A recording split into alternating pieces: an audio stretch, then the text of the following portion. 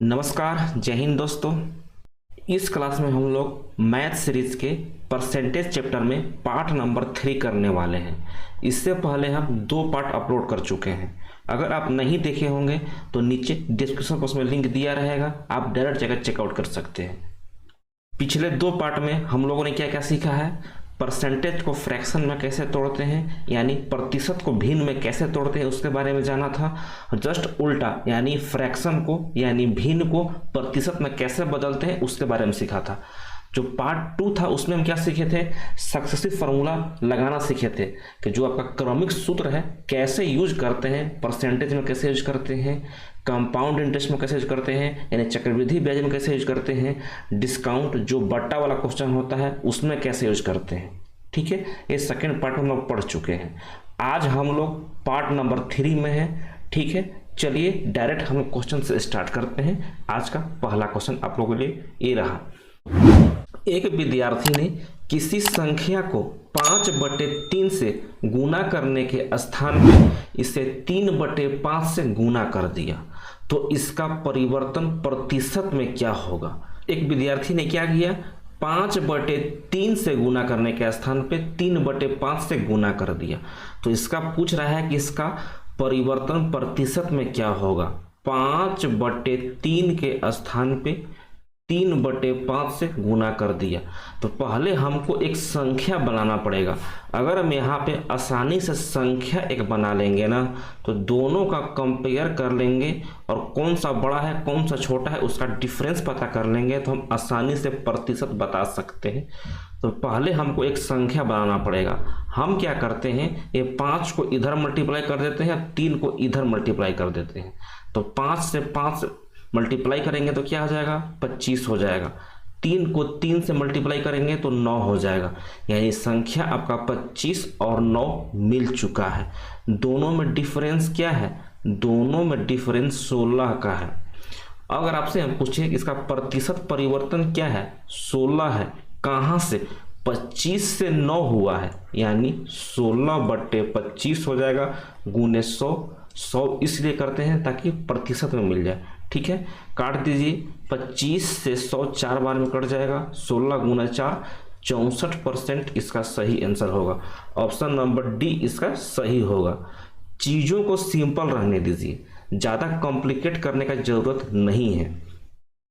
Total मिला के इसमें परिवर्तन पूछा था कि कितना प्रतिशत परिवर्तन होता है। ठीक है, तो हम एक संख्या को भी ले लेंगे, दोनों का संख्या के पीछे कितना डिफरेंस है उसको हम जान लेंगे। जैसे कि 16 डिफरेंस है, यहाँ पे 25 से 9 हो गया था। ठीक है, तो 16/25 गुना 100 करेंगे, 64% इसका सही आंसर हो जाएगा। ठीक है, चलिए नेक्स्ट सवाल पे चलते हैं। इस सवाल को हम बाद में करेंगे, अभी आगे चलते हैं। नेक्स्ट क्या है, यदि किसी विद्यालय में कुल विद्यार्थियों का 60% लड़के हों और लड़कियों की संख्या 972 हो, तो उस विद्यालय में कुल कितने लड़के होंगे। बोल रहा है कुल विद्यार्थियों का संख्या में से 60% लड़का है। मान लीजिए किसी विद्यालय में बॉयज का संख्या 60% है, 60% दिया हुआ है, तो आप बता दीजिए गर्ल्स का संख्या कितना हो जाएगा। फिर उस विद्यालय में गर्ल्स का संख्या, लड़कियों का संख्या 40% हो जाएगा। इसको हम 20 से काट देंगे तो 20 से 3 बार में कट जाएगा और 20 से 2 बार में कट जाएगा। यानी बॉयज और गर्ल्स का रेशियो 3:2 में हम लिख सकते हैं। यानी बॉयज का रेशियो 3 और गर्ल्स का रेशियो 2। अब आइए, लड़कियों का संख्या 972 दिया हुआ है क्वेश्चन में पहले से, तो उस विद्यालय में कुल कितने लड़के हैं आपको यही निकालना है। यानी लड़कियों का संख्या 2 रेशियो का वैल्यू 972 यहाँ पे दिया हुआ है, तो हम 3 रेशियो का वैल्यू निकाल देंगे तो टोटल लड़कों का संख्या मिल जाएगा। ठीक है, यही करेंगे हम। यहाँ पे 2 रेशियो का वैल्यू 972 दिया हुआ है, तो आप डायरेक्ट 3 रेशियो का वैल्यू निकाल लीजिए, वही आपका सही आंसर होगा। क्या करेंगे हम, 972/2 गुना 3 कर देंगे, काट दीजिए डायरेक्ट। 48 बार में चला जाएगा, 1 बचेगा, 6 उतरेगा, यानी 486 गुना 3 कीजिए, 8 आएगा यूनिट डिजिट से। ऑप्शन नंबर डी भी नहीं होगा, ऑप्शन नंबर सी भी नहीं होगा, ऑप्शन नंबर ए और बी में से कोई आंसर होगा। 1 बचा, 8 24 25, 2 बचा, 4 3 12 और 2 14, 1458। ऑप्शन नंबर बी इसका सही आंसर होगा। ठीक है, क्वेश्चन अटेम्प्ट करने का बस तरीका सीखिए कि कैसे अटेम्प्ट करेंगे क्वेश्चन को। ठीक है, चलिए और भी बहुत से मेथड हैं, जो भी आपको अच्छा लगे, बस आंसर आना चाहिए, आंसर सही आना चाहिए, आप कोई सा भी मेथड अपनाइए। ठीक है, चलिए नेक्स्ट क्वेश्चन कीजिए। एक व्यक्ति जो अपनी आय का 66 सही 2/3%, ये आपका लिखा हुआ है, 66 सही 2/3% खर्चा कर देता है, स्पेंड कर देता है, और प्रति मास यानी प्रति महीने 1200 रुपये बचाता है, तो उसका खर्चा प्रति माह कितने रुपए होगा, आपको यही बताना है। मान लेते हैं कि आपके पास 100% पैसा है, या फिर 100 रुपया मान लीजिए, आपको मान लीजिए 100 रुपया आपके पास पैसा है, उसमें से आप 66 सही 2/3 रुपया खर्चा कर दीजिए। ये आपका खर्चा वाला है, खर्चा कितना किए हैं, 66 सही 2/3 रुपये खर्चा कर दिए हैं, तो आपके पास बचत क्या होगा, 100 में से 66 सही 2/3 घटा दीजिए, इतना टोटल था, इतना खर्चा हो गया, तो बचेगा 33 सही 1/3 बचेगा। 33 सही 1/3 अगर परसेंटेज में लिखा रहता, 1/3 परसेंटेज में लिखा रहता, तो इसको हम फ्रैक्शन में आपको बताए थे, फर्स्ट क्लास में ही बताए थे कि 33 सही 1/3% को फ्रैक्शन में हम 1/3 यानी भिन्न के रूप में 1/3 लिख सकते हैं। जो आपका 1/3 है ना, ये आपका 3 टोटल वैल्यू को दिखा रहा है, यानी टोटल पैसा कितना था बता रहे हैं 3। एक क्या है, 33 सही 1/3 जो है क्या है, बचत है, तो ऊपर वाला जो 1 है ना, ये आपका बचत को दिखा रहा है यहाँ पे। ठीक है, बात को समझिएगा। यहाँ पे देखिए, थोड़ा सा कलर चेंज कर लेते हैं, थोड़ा ध्यान से देखिएगा। टोटल पैसा 3 रेशियो का है, ठीक है, टोटल पैसा 3 रेशियो का है, मतलब 3 है, उसमें से 1 बचा लेता है, 1 बचा लेता है, तो खर्च कितना करता है, खर्च 2 का करेगा, 3 में से 1 निकल जाएगा, तो 2 का खर्चा होगा, ये आपका खर्चा है। समझ गए यहाँ से बात। 3 रुपए टोटल थे, उसमें से 1 रुपये बचा लेता है, क्योंकि ऊपर वाला 1 बचाने वाला है, तो 2 रुपये अब क्या है, खर्चा करेगा। क्वेश्चन में देख लीजिए, वह प्रति मास 1200 रुपये बचाता है, बचाने वाला कौन सा इसमें रेशियो है, 1 है, यानी 1 रेशियो का वैल्यू 1200 दिया हुआ है। क्या पूछा है आपसे, इसका खर्चा प्रति मास रुपए में क्या होगा, यानी खर्चा के बारे में पूछ रहा है। तो खर्चा यहाँ पे 2 रेशियो का है, जब 1 रेशियो का वैल्यू 1200 है, तो 2 रेशियो का वैल्यू क्या है, 2 रेशियो यही तो खर्चा है, तो 2 रेशियो का वैल्यू 2400 रुपये हो जाएंगे। ऑप्शन नंबर बी इसका सही आंसर हो जाएगा। आप कुछ भी ले लीजिए, हम 100 रुपये ले लिए थे, जिसमें से 66 सही 2/3 रुपया खर्चा कर देते हैं, तो बचत कितना होता है, 33 सही 1/3, और 33 सही 1/3 ये आपको परसेंटेज में लिखा रहता, तो 1/3 इसको हम फ्रैक्शन में भिन्न के रूप में लिख सकते थे। ठीक है, जो 3 है ये आपका टोटल रुपया है, 1 रुपये का बचत हो गया, यानी टोटल मिला के 2 रुपये का खर्चा हुआ है। क्वेश्चन में 1 रेशियो का वैल्यू 1200 दिया हुआ था, तो 2 रेशियो का वैल्यू कितना हो जाएगा, 2400 रुपये हो जाएंगे। ठीक है, कोई दिक्कत, अगर दिक्कत भी हो रहा होगा तो क्या करना है, वीडियो को फिर से बैक कीजिएगा, पहले आइएगा, उसके बाद समझिएगा, उसके बाद क्वेश्चन को दोबारा से अटेम्प्ट कीजिएगा। सबसे पहले आप क्या कीजिए, हम क्वेश्चन पढ़ते हैं ना, तो वीडियो को पॉज कर लिया कीजिए। वीडियो पॉज करने के बाद खुद से ट्राई कीजिए, अगर समझ में आ जाता है तो ठीक है, नहीं आता है ना, तब मेरा सोल्यूशन दिखा कीजिए। ठीक है, इससे आपको ज़्यादा बेनिफिट होगा। ठीक है, चलिए नेक्स्ट सवाल कीजिए। एक व्यक्ति अपने धन का 50% भाग अपने पुत्र को और 30% भाग अपने पुत्री को दे देता है, और शेष राशि का 80% भाग किसी ट्रस्ट को दे देता है।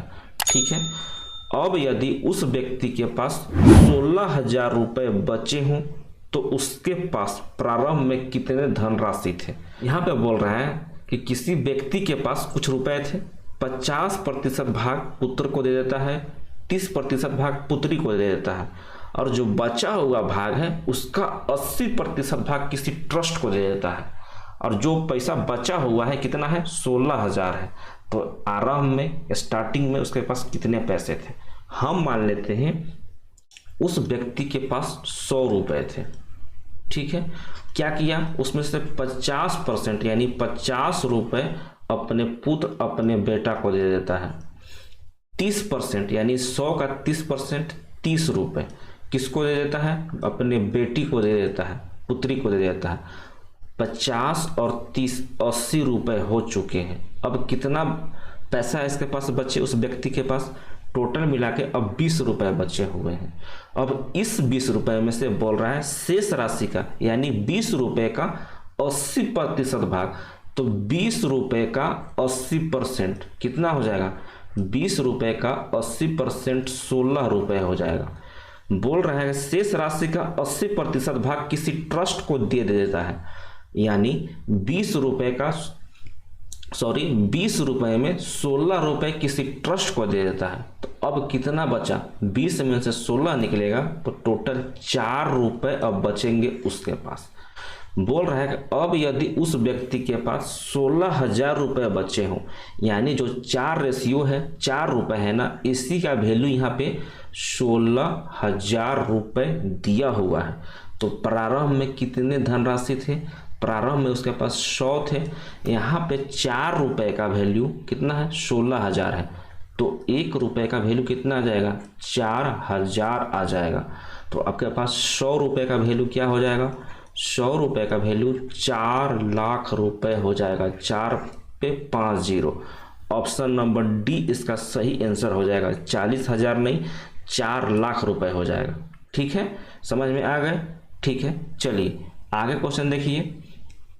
एक मशीन का कीमत कितना है, 6250 रुपया है। उस कीमत में पहले वर्ष में 10%, दूसरे वर्ष में 20% और तीसरे वर्ष में 30% का कमी आ जाता है। बोल रहा है एक मशीन है 6250 रुपये। अब मशीन है तो उसका वैल्यू तो दिनों दिन गिरेगा ही। तो बोल रहा है कि पहले साल में उस मशीन का कीमत में 10% का गिरावट आता है, दूसरे साल 20% का गिरावट आता है और तीसरे साल 30% का गिरावट आता है। तो अब पूछ रहा है कि अब 3 वर्ष बाद, मतलब जब मशीन लिया गया था उसमें 6250 में लिया गया था, तो अब वैल्यू गिरते गया 10%, 20%, 30%। तो 3 सालों के बाद उस मशीन का कीमत क्या होगा आपको वही बताना है। हम क्या करेंगे, पहले साल, दूसरे साल और तीसरे साल। पहले साल 10% का लॉस हो रहा था, यानी उसका वैल्यू गिर रहा था। जो सेकेंड साल है, दूसरे साल 20% उस मशीन का वैल्यू गिर रहा है। तीसरे साल 30% उसका वैल्यू गिर रहा है। ये प्रतिशत को हम फ्रैक्शन में चेंज कर सकते हैं ना, तो 10% को हम 1/10 लिख सकते हैं, 20% को हम 1/5 लिख सकते हैं और 30% को हम 3/10 लिख सकते हैं। ऊपर वाला साइन पॉजिटिव होगा या निगेटिव होगा, बताइए। निगेटिव होगा क्योंकि वैल्यू उसका गिर रहा है, उसका जो कीमत है नीचे गिर रहा है, कमी आ रहा है, देख लीजिए। तो यहाँ पे माइनस होगा। ठीक है, अब आइए हम मान लेते हैं कि पहले उसका कीमत 10 था, पहले साल में 10 था, 1 का कमी हुआ, यानी 10 से 1 9 बच गया। अब आइए दूसरे साल में हम मान लेते हैं कि 5 था कीमत, 1 का कमी हो गया, तो 5 में से 1 4 बचेगा। हम मान लेते हैं तीसरे साल 10 था, 10 मान लेते हैं, तो उसमें से 3 चला जाएगा, 10 में से 3 चला जाएगा तो कितना बचेगा, 7 बचेगा। इसको गुना कर दीजिए, जो जो कट रहा है काट दीजिए पहले। ये आपका 2 बार में चला जाएगा, ये आपका 5 बार में चला जाएगा। तो 5 गुना 5 25 गुना 10 250 यहाँ से मिला आपको। और आपका 7 दूना 14, 14 गुना 9 140, 14 126। ठीक है, यहाँ से आपको क्या मिला कि मशीन का वैल्यू 250 रेशियो में था, लेकिन 3 साल बाद उस मशीन का रेशियो 126 आ चुका है। क्वेश्चन में 250 रेशियो का वैल्यू 6250 दिया हुआ है, तो 3 साल बाद 126 रेशियो का वैल्यू निकाल लीजिए, वही आपका आंसर होगा। समझ गए? निकाल लीजिए। कलर चेंज कर लेते हैं हम। कैसे निकालिएगा? देख लीजिए, 250 रेशियो का वैल्यू 6250 दिया हुआ है, तो एक रेशियो का वैल्यू कितना हो जाएगा? 6250 बट्टे 250। हमको 126 रेशियो का वैल्यू निकालना है, तो इसमें हम 126 से गुना कर देंगे। काट दीजिए, 0 से 0 चल जाएगा। 25 से 625 कितने बार में कटेगा? 25 बार में कट जाएगा, क्योंकि 25 का स्क्वायर ही 625 होता है। ठीक है, अब 126 और 25 को गुना कर दीजिए। 126 और 25 को गुना कर दीजिए, जो आंसर आएगा वही आपका करेक्ट आंसर होगा। तो हम क्या करेंगे? 25 गुना 6 150 होता है, तो हम 0 उतारेंगे। 15 अभी मेरा हासिल बचा हुआ है। 25 गुना 12 करेंगे, तो 25 गुना 10 250 और 50 300 आएगा, और 15 और बचा हुआ है, यानी आपका टोटल मिला के 315 आएगा। 3150 रुपये इसका सही आंसर होगा, ऑप्शन नंबर बी। ठीक है, समझ में आ गए कि किस तरह से मशीन का वैल्यू गिर रहा है। मशीन का ओरिजिनल रेशियो 250 रेशियो में था, लेकिन 3 साल बाद उसी मशीन का रेशियो 126 का हो जाएगा। 250 रेशियो का वैल्यू क्वेश्चन में मशीन का कीमत स्टार्टिंग में दिया हुआ था 6250, तो 3 साल बाद का निकालना था, यानी 126 का निकालना था। ठीक है, कोई दिक्कत, कोई परेशानी नहीं ना? ठीक है, और क्वेश्चन तो नहीं है। चलिए, एक क्वेश्चन मेरा बचा हुआ है, उसको भी हम फट से कर लेते हैं। देखिए क्या दिया हुआ है, सी की आय बी की आय से 20% अधिक है। ठीक है, और बी की आय ए की आय से 25% अधिक है, तो सी का आय ए का आय से कितने प्रतिशत अधिक होगा आपको बताना है। ऐसे क्वेश्चन में आप क्या कीजिएगा, आप क्वेश्चन को पीछे से सॉल्व करना स्टार्ट कीजिएगा। ठीक है, यहाँ से तक क्वेश्चन पूछा हुआ है, यहाँ तक देखिए क्या दिया हुआ है, उसका डाटा दिया हुआ है, तो जहाँ से डाटा देगा ना उसके पीछे से पढ़ना स्टार्ट कीजिए। क्या दिया हुआ है? बी की आय ए की आय से, ए की आय यहाँ से समझिएगा, ए की आय से। ठीक है, यहाँ पे दिया हुआ है सी की आय बी की आय से, यानी कंपेयर किससे कर रहा है? यहाँ पर सी का आय बी से कंपेयर कर रहा है, यहाँ पे बी का आय ए से कंपेयर कर रहा है। ठीक है, इतना समझ गए। अगर हम यहाँ पे मान लेते हैं कि ए का आय 100 रुपये है, तो क्वेश्चन में क्या बोला है? बी की आय ए की आय से 25% अधिक है, यानी टोटल मिला के बी का आय हमको यहाँ पे 125 रखना पड़ेगा। समझ गए? कोई दिक्कत? ए का आय हम 100 मानेंगे, तो बी का आय ए की आय से 25% अधिक है, इसीलिए हमको 125 रखना पड़ेगा। कोई दिक्कत, कोई परेशानी? ठीक है, इधर आइए। सी की आय बी की आय से 20% अधिक है। अगर हम यहाँ पे बी का आय को हम 100 रुपये मानते हैं, तो सी का आय हमको क्या मानना पड़ेगा? सी का आय बी की आय से 20% अधिक है, यानी सी का आय 120 रुपये मानना पड़ेगा। आप यहाँ पे देख लीजिए, यहाँ पे बी का वैल्यू कितना आ रहा है? 100 रुपये आ रहा है, 100 रुपये। यहाँ पे बी का वैल्यू 125 आ रहा है। दोनों बी तो सेम ही है, लेकिन दोनों का वैल्यू अलग अलग है। अब हम क्या करेंगे? दोनों का वैल्यू को बराबर करेंगे। ठीक है, दोनों का वैल्यू बराबर करेंगे, तो यहाँ पे ए का वैल्यू भी चेंज हो जाएगा, सी का वैल्यू भी चेंज हो जाएगा। कैसे? ए बी सी, अगर ए का वैल्यू हम 100 मानते हैं, तो बी का वैल्यू 125 आ रहा था। ठीक है, अगर हम बी का वैल्यू 100 मान रहे थे, तो सी का वैल्यू 120 आ रहा था। अब हम क्या करेंगे? इस बी का जो वैल्यू है दोनों को हम बराबर कर देंगे। कैसे करेंगे वो देख लीजिए।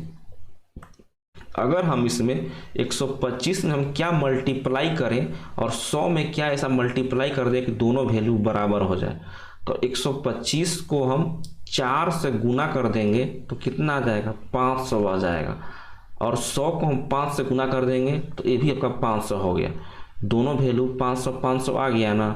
यहाँ पे आप 4 से मल्टीप्लाई किए हैं तो यहाँ पर भी 100 में भी 4 से मल्टीप्लाई करना पड़ेगा आपको, तभी तो वैल्यू बराबर होगा। ठीक है, नहीं तो चेंज हो जाएगा वैल्यू। नीचे आइए, यहाँ पे आप 100 में 5 से गुना किए हैं तो 120 वाले में भी 5 से गुना करना पड़ेगा। ये बात को समझ लीजिएगा आसानी से, ठीक है, नहीं तो बाद में आपको प्रॉब्लम होगा कि कहाँ चीज़ से मल्टीप्लाई करना है, क्या कहाँ नहीं करना है। ठीक है, पहले हम बराबर किए थे, 125 में 4 से गुना किए थे तो 500 आ गया। 100 में का चीज से मल्टीप्लाई करें कि 500 आए तो 5 से मल्टीप्लाई कर दिए, दोनों आपका 500 हो गए। ठीक है, यहाँ हम 4 से मल्टीप्लाई किए थे तो हमको यहाँ पे 4 से करना पड़ा उसी लाइन में। ठीक है, यहाँ पे हम 5 से मल्टीप्लाई किए थे तो यहाँ पे 5 से मल्टीप्लाई करना पड़ेगा। कोई दिक्कत? ठीक है, यहाँ पे ए का वैल्यू कितना मिल चुका है, 400 मिल चुका है। बी का वैल्यू कितना मिल चुका है आपको, 500 मिल चुका है। सी का वैल्यू 12 25 60 यानी 600 मिल चुका है। अब आपको क्या बताना है, सी का आय ए की आय से कितना प्रतिशत अधिक होगा। देख लीजिए, सी का आय पूछ रहा है, सी का आय 600 और ए का आय 400, कितना अधिक है, 200 अधिक है। किससे पूछ रहा है, ए की आय से, यानी ए का आय नीचे में आएगा। ठीक है, अब गुना 100 कर दीजिए, 200 से 400 2 बार में कटेगा, 2 से 100 50 बार में कटेगा, टोटल मिला के 50% इसका सही आंसर होगा। ऑप्शन नंबर सी इसका सही होगा। इस क्वेश्चन को हम फ्रैक्शन में तोड़ के भी कर सकते हैं, वो भी देख लीजिए कैसे होगा। यहाँ पे 20% अधिक है तो 20% को हम फ्रैक्शन में 1/5 लिखेंगे, वो भी प्लस का 1/5। यहाँ पे 25% अधिक है तो 25% को हम 1/4 लिखते हैं, ऐसे करके लिख दिए। अब आइए, यहाँ पे अगर हम b का वैल्यू 5 मान लेते हैं तो c का वैल्यू +1 ज़्यादा हो जाएगा। अगर हम b का वैल्यू को 5 मान लेते हैं तो c का वैल्यू +1 ज़्यादा, क्योंकि c का आय b का आय से 20% अधिक है, इसीलिए c का रेशियो यहाँ पे 6 हो जाएगा। अब इधर आइए, अगर हम यहाँ पे a का, क्योंकि नीचे में a की आय से कंपेयर कर रहा है, इसीलिए हम a का रेशियो यहाँ पर अगर हम 4 रखते हैं तो b का रेशियो क्या आ जाएगा, 4 + 1 यानी 5 आ जाएगा।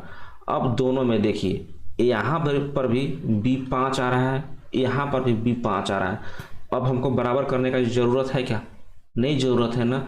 टोटल मिला के a का वैल्यू 4 आएगा, b का वैल्यू 5 आएगा और c का वैल्यू 6 आएगा। तो c a से कितना प्रतिशत अधिक है, तो c a से 2 ज़्यादा है।